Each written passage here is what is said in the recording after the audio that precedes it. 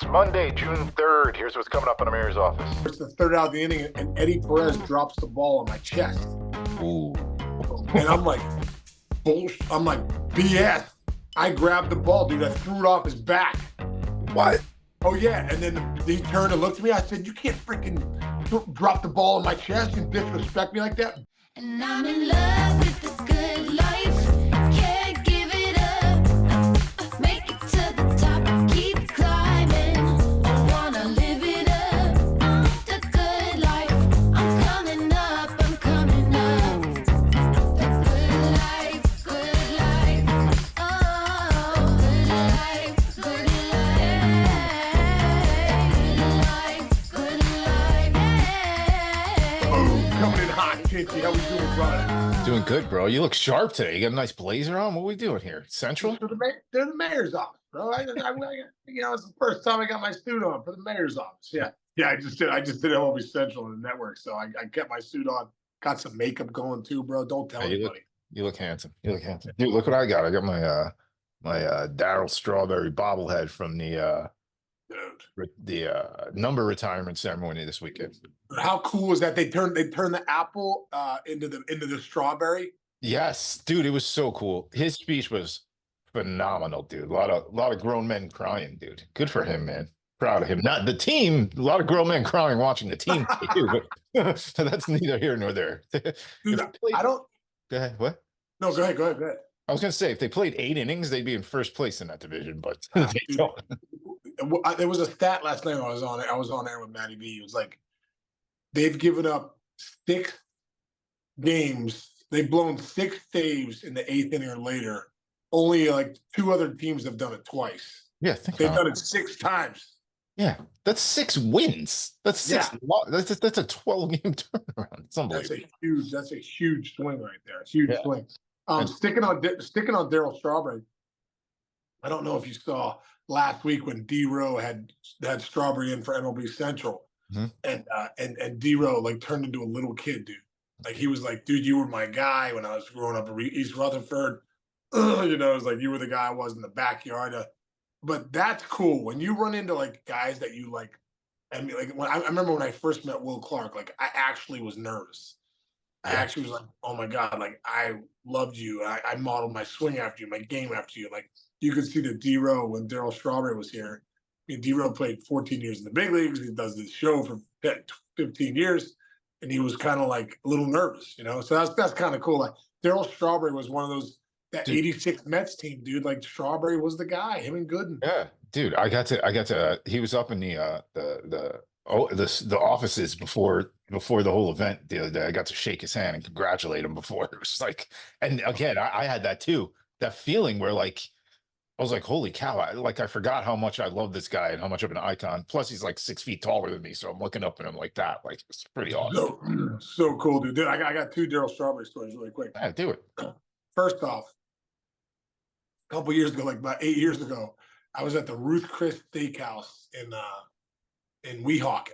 I used to stay at the Sheraton there, and it was like me. I think I was with Cliffy Floyd, my buddy Justin, and a couple other guys, and we were getting dinner. And Strawberry was over at the table, and I just went over to say hi to him, and I get like blocked by like I don't know if it was his handler or somebody's like, no autographs, sir. I'm like, listen. I'm not here for Daryl's autograph. I'm like, and so then he kind of recognized me. He's like, oh, what's up, Case? I'm like, oh, hey, what's up? I was like, dude, that's Straw. I'm not coming over for your autograph. Just wanted to say hi to him. So that was the first time. Second time, I sat next to him on a plane randomly. Wow. Just randomly sat next to him. I was like, and we had a good conversation there. And then third time, last year, dude, when I was with the Yankees, they honored the 98 team. Oh, right. I think it was 25 years. Mm-hmm. And Straw was on that too, dude. There's some studs on that team. Dude. But Straw was underneath. I was hitting with the guys, and he came over and was like, hey, and like, so you remember those times because it's Daryl Strawberry. Yeah, he's a rock star. He's literally a rock star. It's cool. Yeah. Speaking of rock stars, there's a traveling rock band on the West Coast for the past week and a half, and there's a New York Yankees, dude. I'm sorry, no East Coast bias here. They are the most exciting team in baseball right now. You have to talk about him, dude. You have to talk about him. And also, too, first off, Aaron Judge got announced that he was the May Player of the Month, which who else would it be when you have over 1,500 OPS for the month and like you hit whatever 14 or 14 bombs, 12 doubles. You're being mentioned in the same breath as Babe Ruth. You know what I mean? Like the stuff that we put a board up today. Guys that have had months with over 200 OPS plus, I saw and it's like Ted Williams, Bonds, McGuire, Mickey Mantle, and Judge.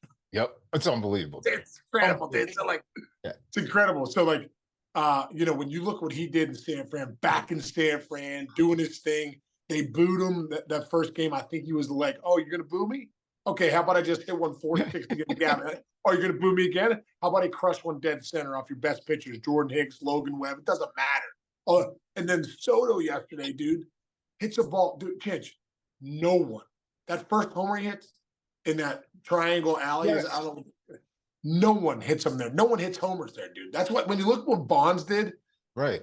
73 home runs, and that's your home park, it's even more impressive because you have to crush a ball there, right? Dude, and then he hit the one in the ninth to put him ahead. Just the way they're playing, dude. They're pitching. Garrett Cole's going on tomorrow night, I believe. Tonight or tomorrow, he goes to Somerset or Wednesday. Where's Garrett Cole's not even on the team yet? Garrett Cole's not even on the team. Best player in the world is not even played yet. I know, dude. They made, like you said, Barry Bonds was the only person ever maybe to make that ballpark look small. Judge and Soto made the ballpark look small yesterday. And two more quick things. One, I'm sitting there and I just got home from the Mets game, which was a disaster. And me and Jess are watching the back end of the Yankee game. They got a runner on third with one out and Soto's up. And I turned to Jess and I go, there is absolutely no way that he is not getting this running. Like there was no way. As he was walking to the plate, I'm like, Juan Soto is going to get that running. Instead, he hits the ball 900 feet. Greatest bat flip of the year so far. So he flung it into almost into the dugout. But I got to go backwards before that. This is where the teams, you've been on great teams, right? Those Reds teams that almost made that run. Yeah. Like Jose Trevino, bro, who first of all is a leader on that team too, beats out the double play ball to get the lineup moving. That's a huge thing. That's a hustle play. That's not your guy hitting 50 home runs. That's your catcher is not the best hitter on your team, gutting it out. Then Volpe goes triple. Volpe is a stud. Dude, Volpe goes triple on a 100-mile-an-hour fastball in off the plate. He goes to right center. That's when you know, like, okay, he's getting it. Like he gets it. Like that. Volpe can hit, man.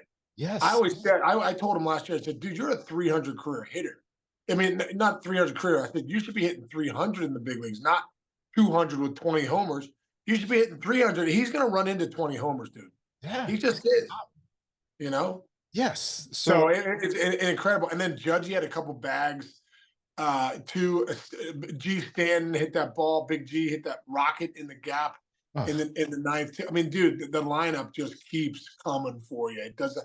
They can put up runs in a hurry. Yeah, they have two waves of a lineup because it happened the other night too.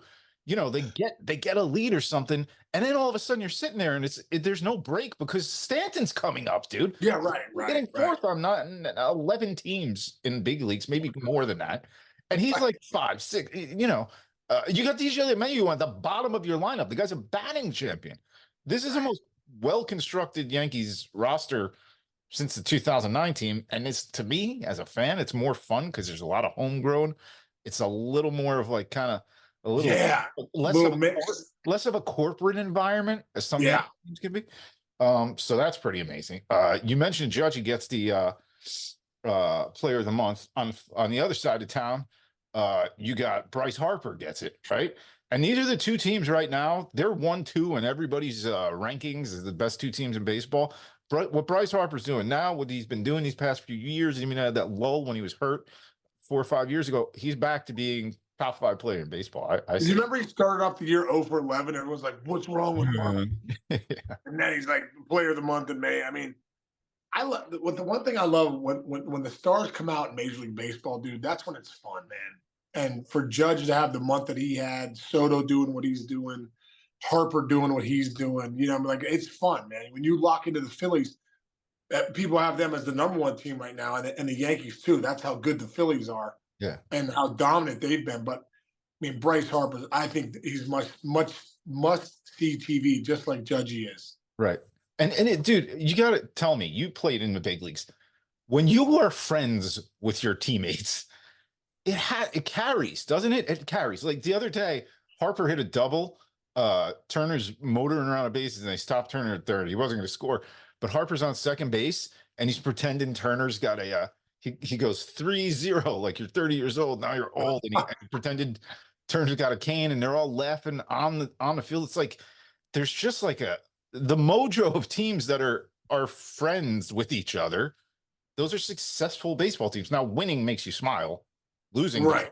But a winning culture makes you smile, right? I mean, I think when you look at the Phillies and the Yankees, you look at the culture of the guys on the teams that have already won. Like when you look at the Yankees, you know, when you look at Aaron Judge is a guy that's a winner and hasn't won a championship yet, but he will. Could be this year. But dude, the way he treats people, the way he brings guys in, Soto coming in, they brought him in right away. Verdugo. I mean, guys are telling me Verdugo is the most liked guy in that clubhouse. They say everybody loves him. He kind of goes around to the pitchers and everybody, the Latinos, everybody loves Verdugo. He just brings a great personality. But Judge creates that atmosphere, and that creates winning. When you look over at the Phillies, you got a guy like Schwarber in there. Schwarber was around the guys like Rizzo and David Ross and Johnny Lester and John Lackey back when they won it with the Cubs in 16. Like, these guys are great guys, but they've been taught the game by great teammates. That's an important thing. So you got a guy like Harper, you got a guy like Trey Turner, you got a guy like Alec Boehm, you know, Stott. These guys, JT Realmuto, they say he's the greatest, you know. So then you just got some grimy pitchers too, like a Wheeler and a Nola, the way Suarez is doing it. So there's a reason why the best teams in baseball have some of the best guys on their team, also with great pitching, because you can't win without it. Right. But you have those star players that are also great guys. That's why you see the Phillies and Yankees number one. Yeah, another common denominator, both teams. You listen to any post-game interview with any of those players, none of them on either team talks about themselves. They never talk about themselves. Aaron Judge hits 2 home runs in his basically his hometown with thousands of friends and family there. Every celebrity and athlete from San Francisco were at that game the other day. Those games over the weekend. All he's talking about is Soto and hustle plays and things like that. Same thing with Harper. They're never talking about themselves. Yeah, no, I love it. Mentality. Yeah. Another team that has a team mentality. Milwaukee Brewers, bro, 5 in a row. Again, we've been hot on them. They got a great PR guy that helps. But dude, they now have the largest lead in any division. It's 7. And by the way, the Cardinals are playing great. Cardinals 7-3 in their last 10, but they're 8-2 in their last 10. They picked up another game in the last 10 games. They're going for it, dude. They're a good team, solid team. Yeah. Well, the Brewers are really good, and it's crazy when you look at the Brewers. They lost their Cy Young Award pitcher Corbin Burns. They lost obviously their manager and Craig Counsell. They lost the best closer in the game in Devin Williams. Mm-hmm. I mean, dude, we're talking about some factors here. Yes. Right. Some big factors. And they just continue to win. And it's a tribute to Pat Murphy and the culture that he's created there.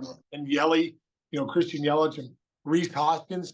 Talking about Reese Hoskins on the show today, or before the show, we were talking about how much when he was on the Phillies that the teammates loved him. And Pat Murphy on our podcast a couple weeks ago said, you know, Reese Hoskins is a guy that everybody loves, and just the way he plays the game, a little old school there. So, you know, William Contreras is having an absolute breakout season, one of the best, you know, players in the game right now. Bryce Terang's doing it. A lot of guys top to bottom with that lineup. So, yeah. But like I said, to lose your manager, your number one starter, who's one of the best stars in baseball, and the best closer in the game, and still be dominating the way they are, impressive. Now on the other side with the Cardinals, we've all been kind of down on them, but the Cardinals, they're creeping back. They're one game below 500 now.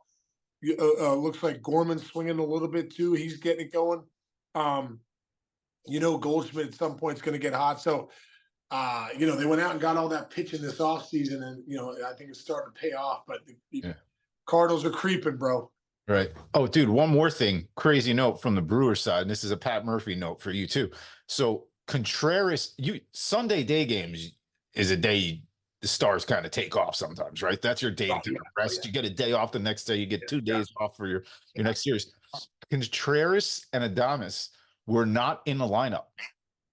They went into Pat's office and were like, we want to play.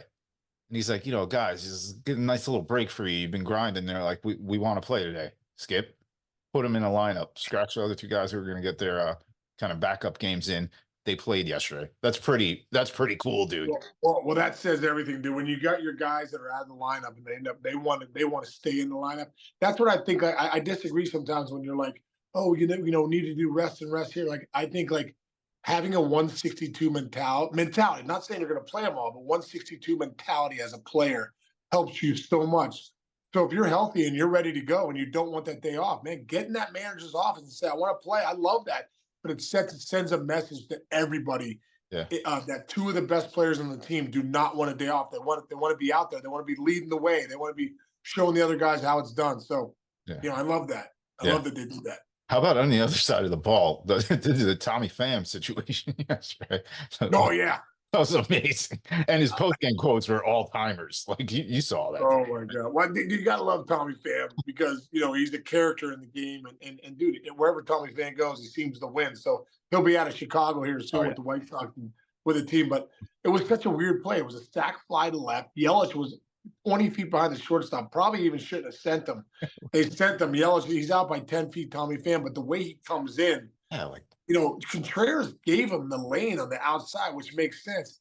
Almost like Tommy was running on the inside, maybe looking at the ball hit him. I probably thought it was his only way if he could have the ball ricochet off him. But, I must say, I've been in collisions before at the plate, and, they're an adrenaline-fueled thing. I remember one time I came in, I was trying to score, and I could have crushed Eddie Perez for the Braves. I could have absolutely crushed him, but I didn't. I kind of slid in. It was a hard slide, but it was right into him, right into the catcher's gear. If anything, I could have hurt myself. Right. I spin around or whatever. It's the 3rd out of the inning, and Eddie Perez drops the ball on my chest. Ooh. And I'm like, bullshit. I'm like, BS. I grabbed the ball, dude. I threw it off his back. What? Oh, yeah. And then he turned and looked at me. I said, you can't freaking drop the ball on my chest and disrespect me like that. Bench is clear. Here we go. There's no punches thrown. But, yeah, dude, so I kind of get what Tommy's saying. Like, when people start chirping at you or somebody wants to disrespect you, but it's a collision. It's 2 grown men, testosterone filled. Yeah. I like it. It's good. It's good for the game. It's good for the game. I like that too. It's a good point. That's a good point. Yeah. It's funny you say that. Again, back to the struggling teams. I heard Todd Zeal talking about what the Mets need to do. He's like, I think they need to get into a fight. Yeah, maybe. Yeah. Sometimes you need a little melee to get. Dude, you go back to the freaking Brewers when they fought the Mets early on. You see that team, rally together. There's something about it. I'm just saying, there's definitely something about it. Yeah, you learn who has your back. One thing, this is the one question, kind of like things that make you go Remember that? Who was that? Things that make you go Great song. Things that make you go ooh ooh ooh. Is that CNC Music Factory? No. Good call. Good pull. Yeah, I think it is. Yeah, it was. Things that make you go Yeah. The Detroit Tigers former #1 overall pick Spenser Torkelson. He was sent down to AAA Toledo. Guy hit 30 bombs last year. What, 31 bombs last year? 31 bombs, I think, yeah. What's your take on that? Yeah, this is interesting because I always felt like for me, even when I struggled for a month or two, like I'm about to get hot. Like I'm going to figure it out. I'm one swing away, one pitch away. But it looks like Torkelson has been pretty lost. What is he hitting? 200 with 4 homers, under a 600 OPS. I don't know, man. I know for me, I'd want to figure it out. If I hit 30 home runs for you last year, I want to figure it out in the big leagues. But what was his average last year, though, too? It wasn't that great, right? It was like 210, 220, maybe? Last year. Something like that. Yeah, it's like, so you can kind of understand with the Tigers looking at it going, all right, man, we need maybe a little bit more than just 30 homers. But, at the end of the day, if I'm Torkelson, I want to figure it out in the big leagues. Yeah. Let's see. 2022. Let's go back full here. 23. Oh yeah, 23. Hold on. Pull up his stats here. I should have had this out. Bad producing right here. Career batting average is 218 total. Last year, 233. Okay, that's not bad. 201. I mean, the fact 2022 he hit 203. So yeah.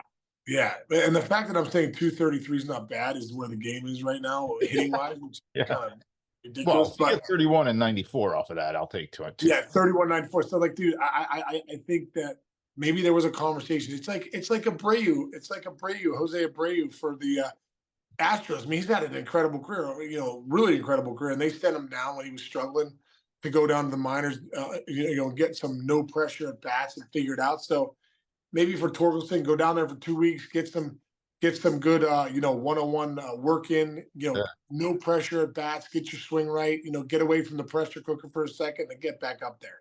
Yeah. And also maybe get him away from, no disrespect, but get him away from Javi Baez, dude, because Javi Baez is hitting 191 with a 219 on base percentage this year. You believe that, dude? I think they probably want to send down Javi Baez. That's what I'm saying. Give him $25 million a year. So you can't have two guys in your lineup hitting under 200, I would guess. Yeah, right. And they want to give some of these prospects are doing well, so we'll see. We will see. All right. What else? You got a couple more days over at the yeah, I'm at MLB Central all week this week. So tune in the morning if you want to watch 9 to 11. So yeah, me and D-Row about to get some lunch right now. No, that's nice. Where are you going? Oh, don't say, because there's people in Jersey probably watching. It's going to follow you around like green play. Nobody cares. They're not coming to see us.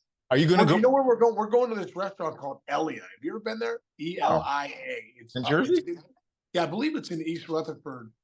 And dude, it's like a Mediterranean restaurant. It is so good. So good. Oh, you gonna hit up the River Palm Terrace at all this week? Probably not this week, but I will at some point. That place is incredible. That place is no joke. That is no joke. The seafood appetizer platter for like $900. Yeah.